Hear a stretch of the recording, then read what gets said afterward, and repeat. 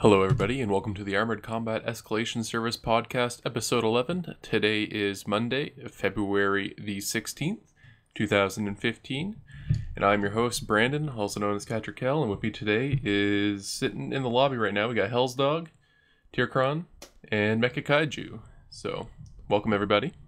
Howdy. How's everybody doing today? Pretty good. Had a nice President's Day off. Oh, nice. Too bad we don't get that because we're Canadian, so I hate you guys. Do you have Prime Minister Day or anything like that? No, we don't have anything exciting like that. So you have to wait. Well, I guess you have some excitement. Isn't tomorrow's Mardi Gras, isn't it? I have no idea. I think it is. Probably. I don't know. But let's move on. So remember to keep this is for officers, remember to keep the calendar, Twitter, Facebook, all that sort of fun stuff updated. I know I've been throwing stuff up there every now and then on the Facebook. For people that didn't know, we are on Facebook. We also have a Steam group up and operational right now, so if you want invites to either of those, the Facebook's pretty easy to find, but the Steam is invite only, so if you know someone in ACES and you want to get in the Steam group, let someone know. Anyone can send an invite out, so just all you have to do is ask. Yeah, we do have a thread on the forums regarding the Steam group, so if you need an invite but don't know who to ask and you aren't sure who's already in the Steam group, just post there and we will make sure to get you added.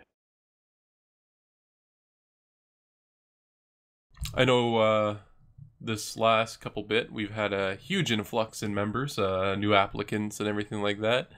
I know we had quite a few people enter into the Joker ranks, and also a couple of the people who are in the Joker ranks move up to Jack. Congratulations to those people. Of course, our upcoming events, we have our practice nights, as always, Monday and Wednesday at 8 p.m. Eastern. I believe we're trying to get a European time zone practice up and going again, so hopefully that will be happening soon as well. Of course, the ACES tournament is all set and locked in and ready to go. Invites have been set out. Tier, do you want to talk a little bit more about that? Yes. Currently, we have 7 teams invited. So we have 8 teams total, which includes ACES. Currently, we have confirmation from Comstar regulars that they will be participating.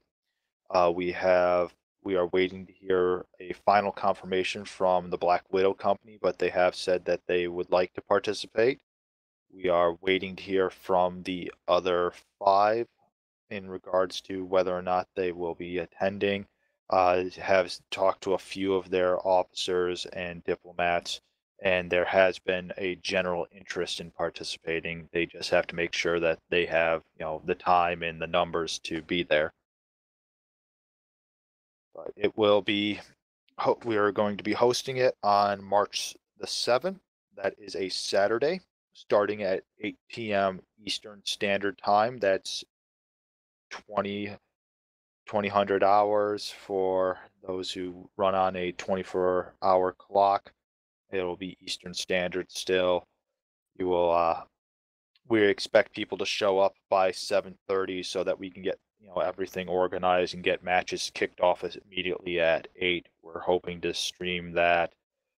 We are also talking with the NGNG guys, Sean and Bombadil, to see if NGNG would like to help host streaming and get some maybe recognition from PGI. Use the overhead fly tool to be able to report evenly on both sides during matches.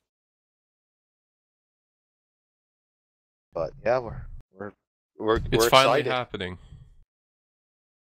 It's finally happening. We even have a poster that was made up by one of our newest aces, Balefire. Made a lovely poster for the tournament. It is up on the website. It's if you haven't seen it, I would encourage you to go check it out and make sure to thank him if you see him in chat, or just send him a message. He didn't have to do it, but he stepped up, and it was a great job done by him. I believe Naz also painted a mech for a poster as well. So I haven't seen anything from Naz yet. Sneaky B is working on another small poster project, though. That might be who you're thinking about, Cattra. maybe, Maybe maybe. maybe I'm wrong. I haven't talked to Naz, and he hasn't contacted me about it. But maybe he's working on something. I think it is Sneaky I'm thinking of. My bad. I apologize, Sneaky. I messed you up. That's my bad. Let's go into our. I don't think there's anything else we need to mention here. All hands happened already. The recording's up on YouTube if you weren't there, so give that a listen. I think we're going to try to. I don't have a date set entirely yet because we got the Aces tournament happening in March, but I think close to the end of March we want to probably do another all hands. Yeah, we Maybe had a great first week of turnout for it. April or something like that. Yeah, 56 members of Aces were there at one time, and it's great to see that type of a turnout for it. To see that many people gathered, to talk about issues facing the unit and figure out, where do we go, what paths we're going to take. It's I know we've talked to a number of other units, and when we tell them, for like CW, that where Aces goes and what contracts they take is determined by a unit-wide vote, they're amazed that we trust our members enough to do that. A lot of units, it's a select group of individuals, usually the unit leaders, that make those decisions. And so for these all hands meetings, it's democracy in action.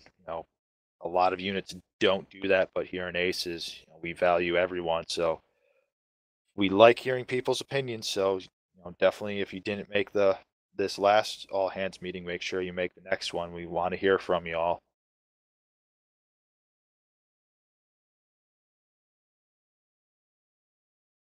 Of course, let's actually move into our general talk areas. The biggest one, in my opinion, anyways, is the Quirkening 2.0 edition, also known as Death.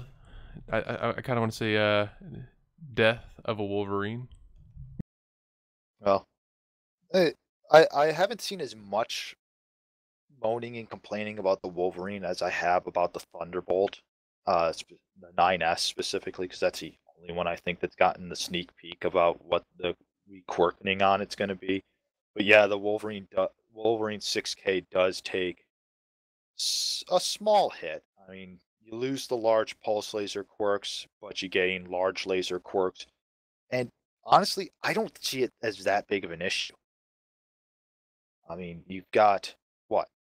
You mount 3, 4, large lasers in place of those large pulses. You've got weight savings. You're going to have a little bit better heat efficiency from it. Probably Yeah, better yeah, range and stuff like yeah, that.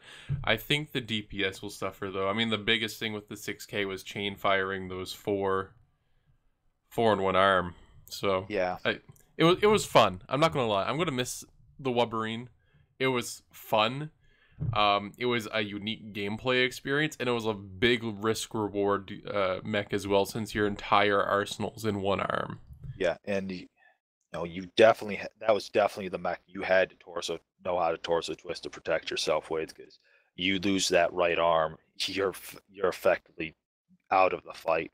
Even worse if you lose the that right torso to get that arm taken off, because you had to run an XL engine to do it, and that means that, you're dead anyway.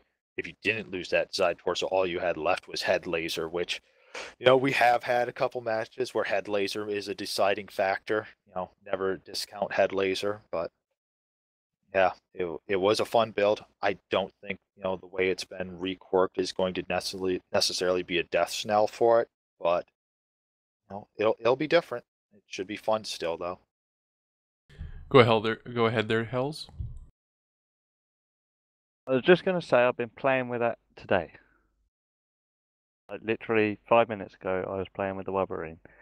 I think that it's not going to suffer that bad. This is just my personal opinion. I don't think it's going to suffer that bad. Maybe not the meta version that we all know with the 3 pulse lasers and the 2 mediums as well. that might suffer a bit. But the one that I've been playing with today had 2 pulse lasers and 2 mediums. I can't see it being that bad after you just drop 1 pulse laser. And there's loads of other builds. You can do a standard engine build. The one I'm running is called a Recon. There's another one you can do that's a little bit slower, still uses an XL. Yeah, I can't see it going anywhere. Well, the big thing, Hells, is that the 6K Wolverine had specific large pulse laser quirks. It made it so that those large pulse lasers were decidedly effective in almost any circumstance. Those quirks are being dropped and being replaced with large laser quirks instead, and some general energy quirks. But yeah, I don't think it's as big of a problem as some people think it's going to be. I'm optimistic that it'll still be a fun mech to use, and even with the large lasers, you're just gonna have to be a little bit smarter the way you play it. You can't be as quick in your hitting. You're gonna have to hold on target a little bit longer, but it does have a laser duration quirk that is going to give you a little bit of help. And of course, no one was surprised that the 9S got hit with the Nerf stick. I think it's safe to say that we all saw that one coming, because those PPC or ERPPC quirks were just fucking ridiculous, to put it bluntly. Yeah, they were pretty strong, though. Again, I think a lot of people are losing their minds over it a little bit too much. Yeah, you are seeing the PPC, ERPPC hit generation drop from, I think it was 30% down to 12 and a half. But it's not that bad. It really isn't. So I would say to everyone that's worrying, don't. Drop that third PPC, go with 2 instead, 2 in the right shoulder, replace that third PPC with a few extra heat sinks and maybe 2 medium lasers in the torso. My current build on it that I've been running, since it got, the original quirks was the 2 ERPPCs, 2 medium lasers, 2 AMS with 2 tons of ammo, and as much armor and heat sinks and speed as I could put into it without running an XL, and it works.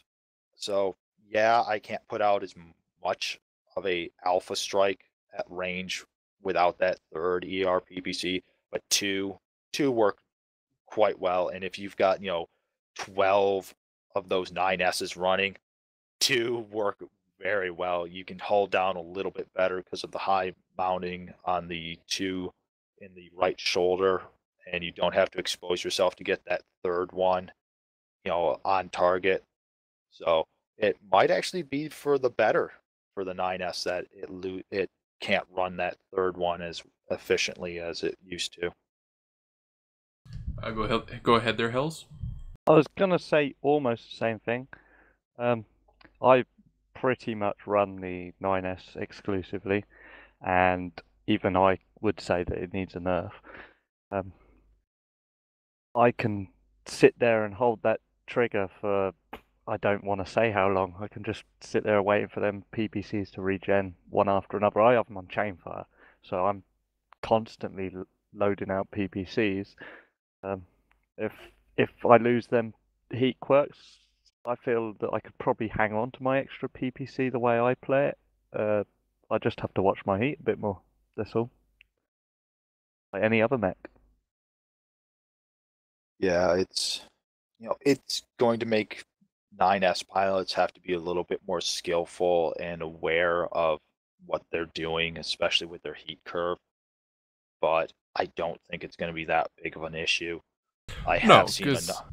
No, because the Thunderbolt can still tank really well is the thing, right? So, and you're still running 2 ERs with quirks enabled, and like you're saying, either throw in 3 medium lasers, or I know I'm personally going to run 3 medium pulse, and it's going to be probably just as good. It'll probably still be on the front line, and it'll still probably wreck face. Yeah, And if you weren't running the ER PPCs before, you were probably running the ER large lasers, which, with the general energy quirks there and the laser duration quirk on it, it still works. I mean, you're getting pinpoint damage, at a better speed, though you do have to expose yourself for a little longer.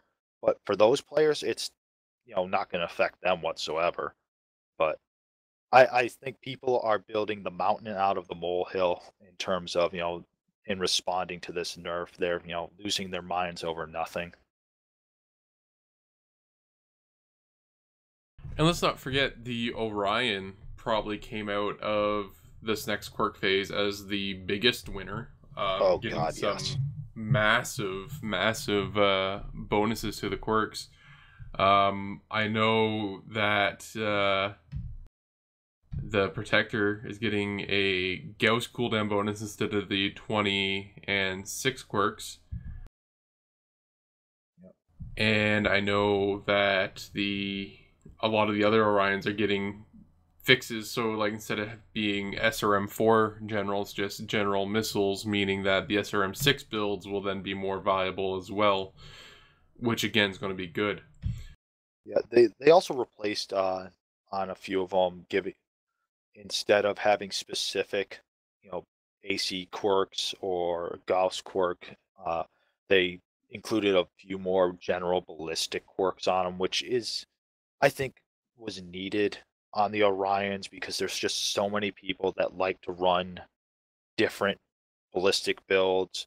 They don't want to be, running just AC-10s and AC-20s. They want to be able to run, two UAC-5s or two AC-5s or two LB-10s.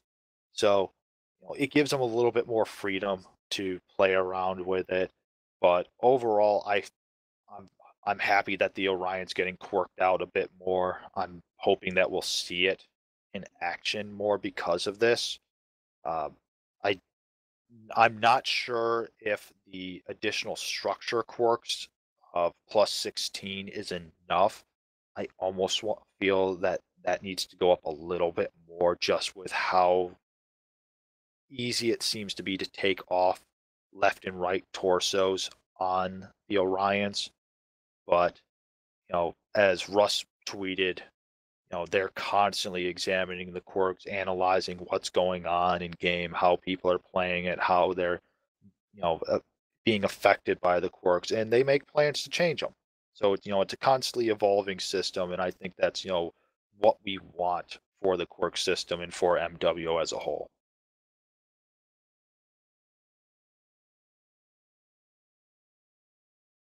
I agree. And I mean, this is only the second phase as well. I think there's going to be a third one because I mean, there's definitely a lot of stuff that isn't quirked as of yet, or at least not balancedly quirked. But I just want to point out the Orion VA. It loses its 20 and 6 quirks, but it gets a huge 25% bonus to missile range and cooldown. So that thing's going to be a huge, like that thing could even be a quicker LRM boat or something like that. Like, could be Yeah, interesting. you're either going to see VAs be a dedicated LRM boat, I think, from that, or you're going to see them as an SRM bomber. And either way, they're probably going to be very dangerous. And let's talk about the Highlander a little bit more. Nothing really came down in line. Only a few armor buffs. So I think the Highlander's still, in my opinion, pretty dead. Mainly due to the fact that those useless, or I don't want to say useless jump jets, but those ineffective jump jets is really weighing it down. I know Russ had a tweet a while back saying that one of the things they want to do with not this coming quirkening, but in a future quirkening, possibly 3.0, that they want to implement the quirks that go to jump jets and on a mech and sensor range, things like that that are more specialized than just weapons, which the Highlander definitely needs. The jump jets on it even on a few where you can mount 5 or 6, they just don't seem to be very responsive, which is kind of sad for it because it's a mech that should be jumping and moving very agilely from one area to the next using those jump jets. Yeah, overall speed is low, but it shouldn't have to fight to get up an out of canyon network onto a plateau. So yeah, it needs some more loving, but hopefully we'll see it come down in the next the next patch phase of it. But until then, always remain hopeful. Just looking through the other listed quirks here now. The only other one I really see that's interesting is, I think, the Cataphract Ilia got switched to AC5 cooldown. Yes. Instead of, what was it, 10? Yes, it was AC10 got switched to AC5s. A lot of people have been questioning why AC5s, why not UAC 5s, because that was, the meta chainsaw back, back towards the end of closed beta and beginning of open play. And we all kind of remember a few of Bombadil's videos and streams where he had those UAC 5s on a macro and they never seemed to jam. But I'm okay with them going to AC5s instead of UAC 5s. The Jaeger mech, I believe the Double D is the one I have set up with 3 UAC 5s, and it does it very, very well. So, having the Ilia with UAC 5s as well, I think, for 5 tons more, that's not much of a difference between the mechs. Yeah, the geometry on them is different, but it gives the Ilia, I think, a little bit more, of a flair that it has, the fast firing AC5s instead of UAC5s. I'm curious to see though if the AC5 quirks for it make it, uh, able to compete against the Dragon and its AC5 quirk. Yeah, it could be definitely very interesting. Hopefully we see something come out of the Quirkening 2.0. It feels a little underwhelming to me, I guess, compared to what some of the hype behind the round 1 was. But we'll see how it goes. I mean, that comes into play tomorrow, I think. Yes. Yeah. Tomorrow's patch.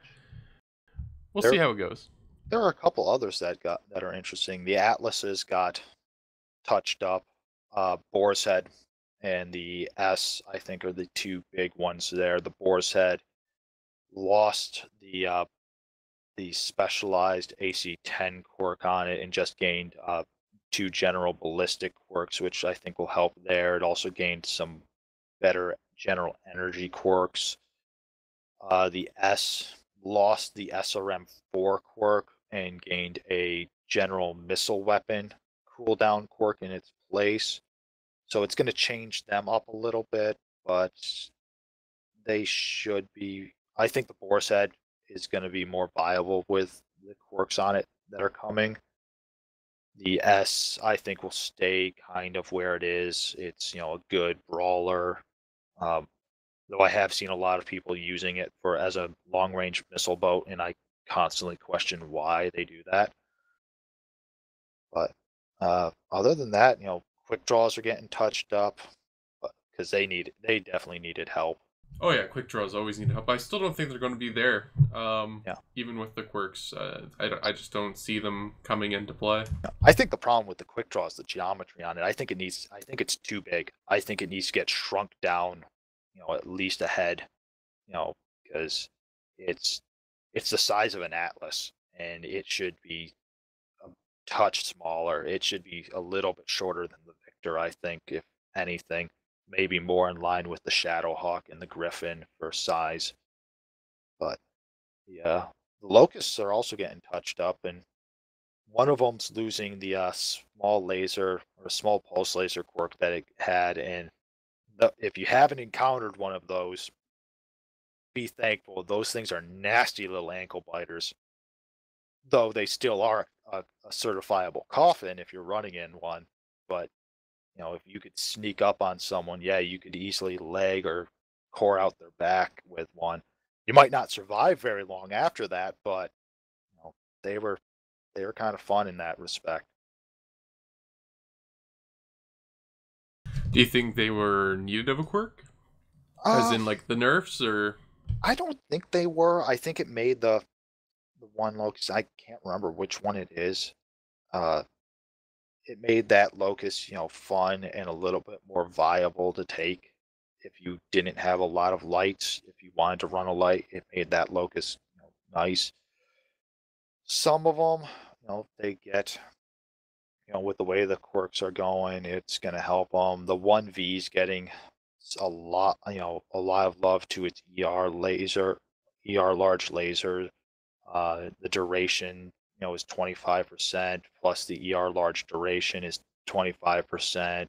Cooldown is going to be, both an energy cooldown of 25% and an ER large cooldown of 25%. Then you add on to that a range increase of 15%. That one seems like it's trying to, take the place of the Raven 3L as the premier light sniper. But the Locust is just a tough mech to nail down of what it can do and what it can do effectively. It's it's a Locust. It shouldn't be in the midst of a brawl because it's going to get it doesn't have the armor to do it, and the speed is only partially there. At the same time, long range, it doesn't really have the ability on all of the variants to be able to be effective at range.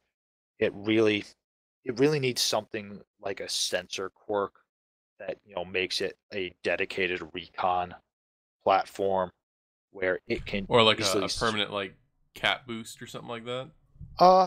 Not even a cap boost, but a sensor range increase that it can spot and target a mech from farther out, gather info faster.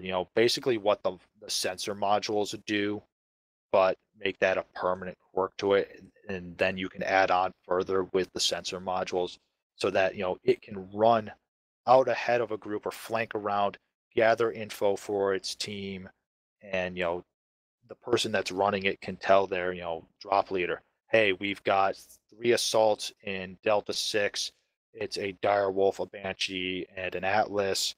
They are running, the Direwolf's running dual Gauss, dual PPCs. The Banshee's running 3 AC5s in the left torso, 2 large lasers in its right torso. It is stripped of armor on its left leg, and be able to do that from 700-800 meters out without being able, without anyone really noticing that it's there. I think if it got those little sensor quirks, it'd be a nice little recon mech that could be a real help to a lot of teams. It'll give it a roll, more or less. Yeah. I think that's everything pretty much though for the Quirkening 2.0. I don't think there really is anything else to discuss there. Again, it comes out tomorrow, so we'll just wait and see what the new meta brings. Let's take a quick talk about the change to the ghost heat for large lasers on the inner sphere side. So that's large lasers. I think ER large lasers are in there as well, and I know large pulse lasers are included in that change. Currently on the server side of things, if you go into your training drops, it's not going to kick in because that's all client side, not server side. But yeah, no, large lasers, ghost heat has been dropped for up to 3 now. What's your guys' thoughts on that? Pretty good. I find it funny that we kind of owe this to Ultimatum X, one of our A.C.E.S members who is very active on Twitter and was tweeting with Russ, saying it doesn't make sense that the ghost heat kicks in on 3 large lasers, because he cited specifically, 6 large lasers for the inner sphere is 54 damage for 30 tons. Clan Laser Vomit, however, does 54 damage for 16 tons. And for, I don't know what the heat registration is between those, but the inner sphere was definitely getting the shorter end of the stick, I would think. Russ agreed with him that, Alti was preaching to the choir, and then suddenly, that afternoon, Paul puts up this post. Guess what? Effective immediately, we're dropping the ghost heat on firing three inner sphere large, or three inner sphere large pulse, or three ER large. But so it's PGI in action. They listen to their community, and you approach them with a logical argument. They'll listen, and they'll try it out at least. I know I've been having a fun time in my Thunderbolt with three large pulse. Actually, I've been running that in Community Warfare as well as my third Thunderbolt, or third mech now. One being the 9S, the other being the 9SS. And I've been having really good success with it. I mean, in my first drop, I didn't lose a single mech in Community Warfare, and I got 2,100 points of damage. So, Nice. it's very effective, especially at picking off components, because it's what, almost 30 points alpha. Direct pinpoint and quick. You don't really have to hold target a whole long. So Cattra Kell uses 3 large pulse Thunderbolt. It's super effective.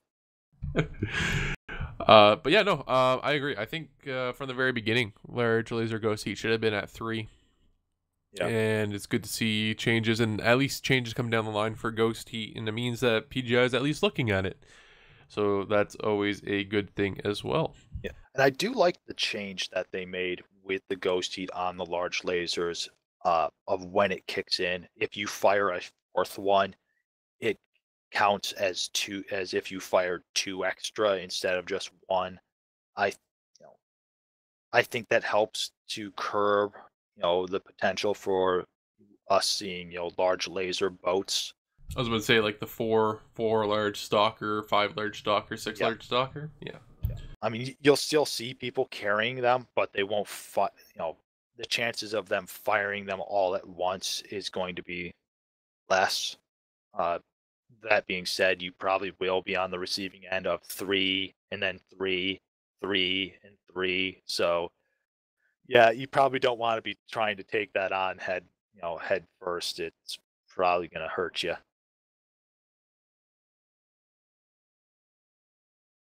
Let's move on to resistant mechs and quirks. Those have all been listed now, at least for the Panther and the Enforcer. Was there any of those that you seemed interested in at all? I like the quirks on all of them. It's hard to say I want to play with them first before saying if they need more or if they're too OP.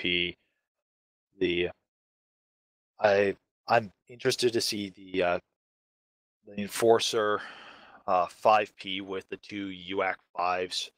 I think that will be fun to use.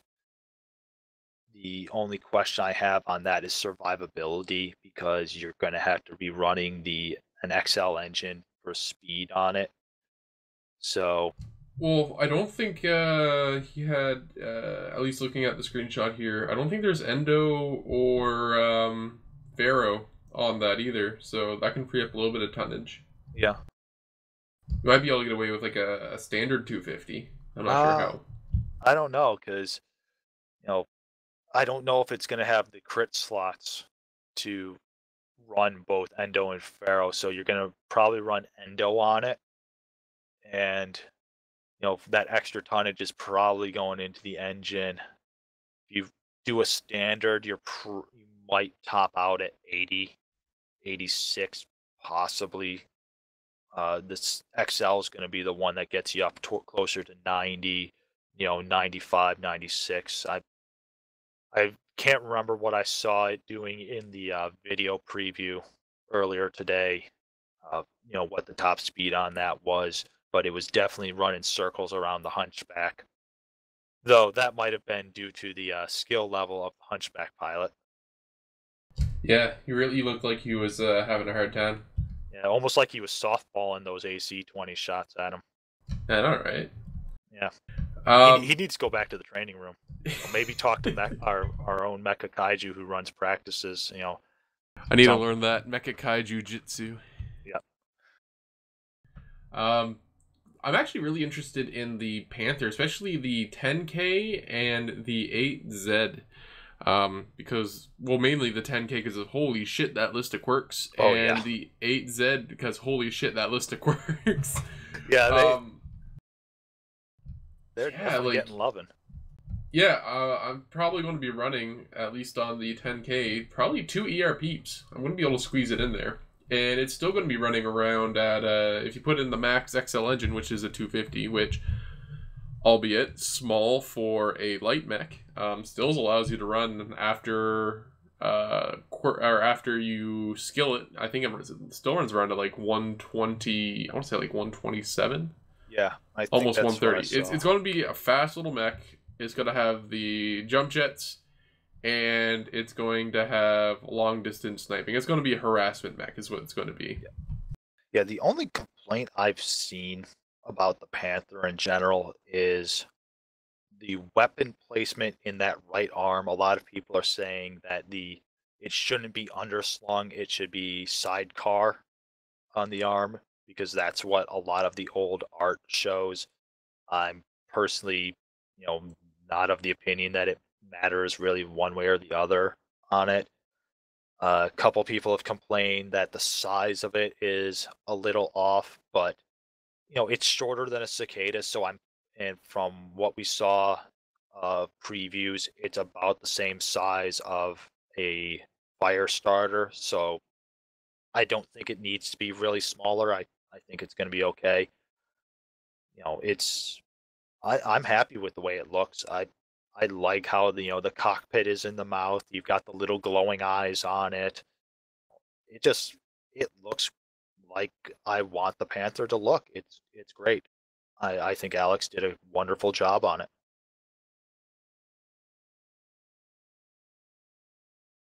Yeah, it definitely looks really good. Can't wait till tomorrow when we get our hands on them in the wild.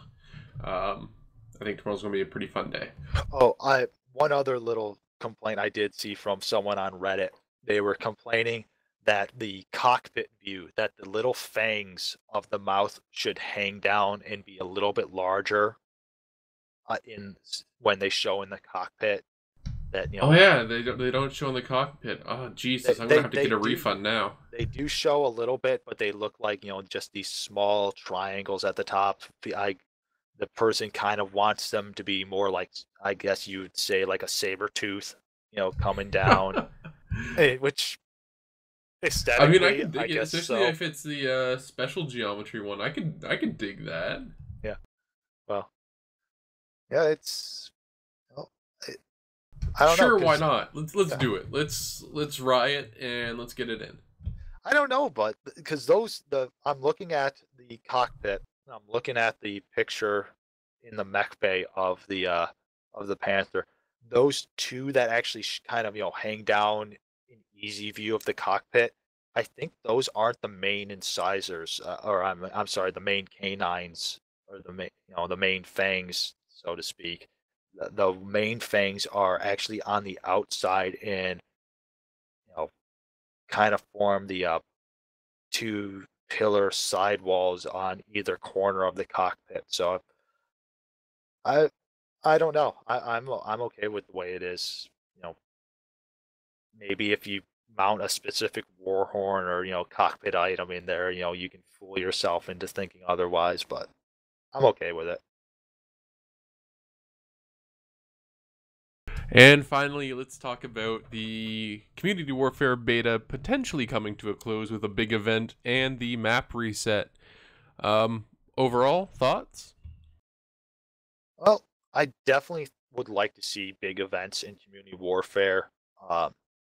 When a capital world gets surrounded by an enemy faction, I'd love there to be a massive, maybe week-long fight on that world, to get a I don't know if you necessarily want to take it because, yeah, you kind of want to give each faction a starting world that they can always, fall back to and then, regroup from.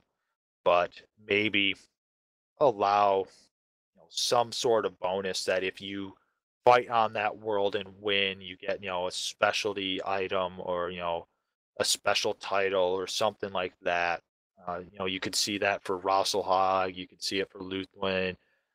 Definitely, you want something for Tukiyid if you're any lore nerd like I am.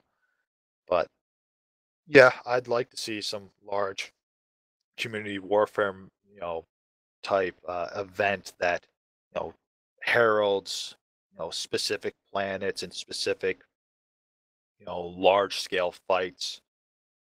The I'm interested to see, what they do because I think Russ also would kind of like to do that from the way MechWarrior has always been talked about, their vision for it. I I get the feeling that they would absolutely love doing giant events for every type of, every aspect of their game if they can. So here's hoping.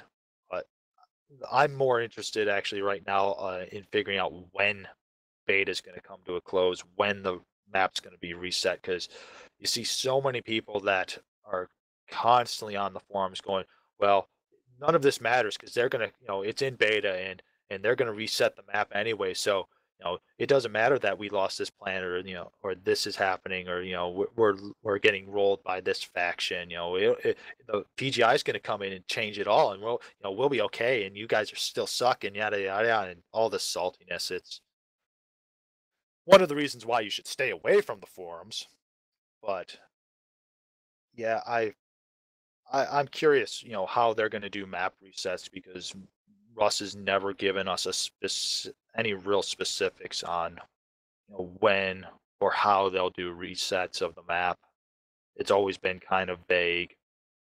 Personally, I don't think there needs to be a reset. You just let people play, let factions rise and fall, let the players decide, you know, how community warfare works.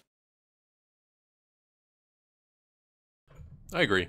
I want to see it go as long as possible without a reset myself, but I'm wondering if, because actually the map changed quite a bit, and it's only been what, 2 months, Yeah. roughly. I mean, the map has dramatically changed in 2 months, like back and forth. I mean, look at Davian at the beginning just steamrolling everyone, and now they're getting pushed in. Yep. Let's look at Draconis Combine, who got pushed in at the beginning and is now pushing back out. Like, and same with Liao. I wonder if it's safe to say that maybe, because I know the original idea was to have seasons of a certain length, but what if they have a hard reset every 6 months, so you get a reset twice a year? Do you think that would be long enough, or? I would say if you're going to do an annual reset, do it once a year. I think that would allow for more dramatic play overall. You'll see harder, longer, harder fought campaigns. Uh, I think one of the problems right now with how easily the map is shifting is the three attack phases that, you can have one faction that will get, one planet after another, each attack phase on the same faction, and the faction that's being attacked doesn't get a attack vector at all. They'll only have defenses. We've seen that crop up here and there. Just the three assault, windows in general. It puts a real strain on people to play because, really and truthfully, yeah, we have a large EU population in MWO, but it always seems that North America is the biggest and where a lot of the fighting really occurs. The EU guys seem to be split up a bit more, but so I don't know. It just seems much too much that you can roll over three planets in the course of a day.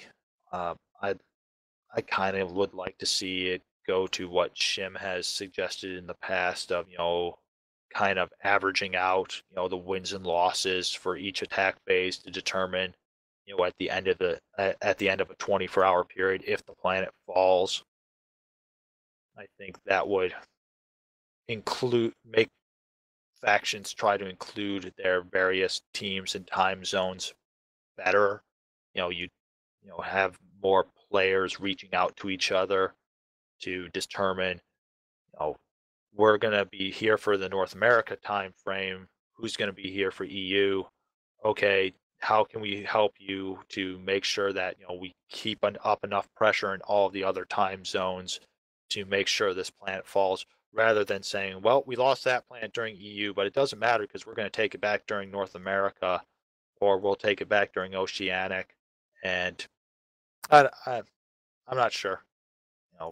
Right now I think it's too quick, but before, where it only changed during the one giant attack phase where North America basically was king of CW, of deciding when and where a planet fell, was too little. So yep, I don't know. Yeah, it's a really hard one to pin down and say. I'd be fine with 2 resets a year, personally. But one hard reset every year would be fine as well. So, yeah, I think at the end, it's going to be interesting to see where this goes with all the information and data they've been given. Speaking of which, I want infographics of all the information, like how many planets, whatever, blah, blah, blah, blah, how many players, blah, blah, blah, blah, for the community warfare, like they did at the end of the closed beta. How it makes destroyed C-bills and all that sort of stuff. I would love to see that sort of stuff again, because, I mean, datas and statistics all put out in one big infograph is always sexy as hell, so they should do that. Yeah. I'd also like to see them maybe do a separate community warfare mode that is Succession Wars era instead of Clan Wars era, where you just have the main houses fighting it out, and they have to use the tech that was available at that time. So you're going to see people running only single heat sinks and only standard engines, and so like a stock mode almost. Yeah, kind of almost a stock mode, but I'd say it probably would be easier to just implement a stock mode. Yeah, but the only problem, just implementing a stock mode is you're going to have those standard inner sphere mechs going up against clan mechs, and they're going to get slaughtered with just using standard heat sinks. Even with quirks, they'll just get ripped apart. They just won't be able to bring the weaponry. They won't be able to deal out the damage. They won't be able to deal with the heat. So I think setting it in a Succession Wars map system where the only people you have to fear are the other factions, other inner sphere factions that have similar mechs. You'll still have a wide variety of inner sphere mechs, but having the stock mode based in that, I think, would make it more viable and much more of a challenge that is actually acceptable to people.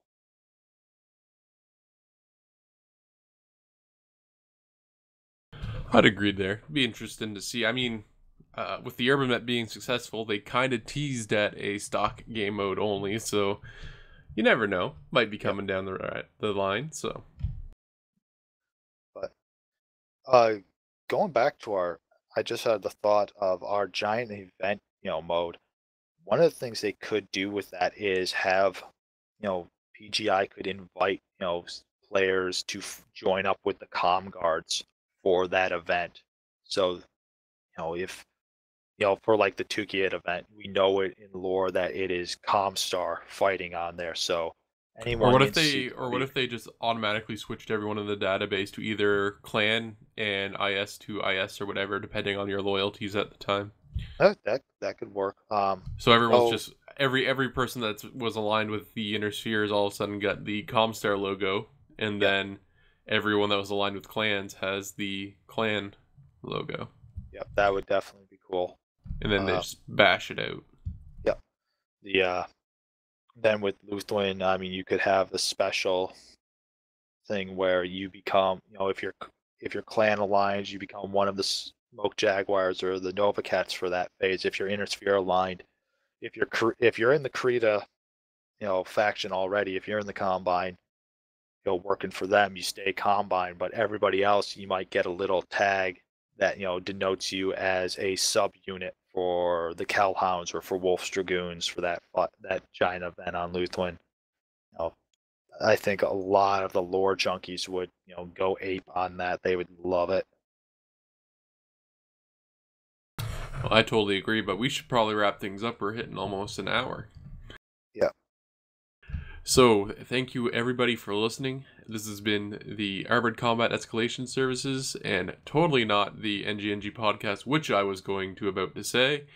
This has been the A.C.E.S podcast. I've been your host, Cattra Kell. Thank you for listening, and we will see you next week.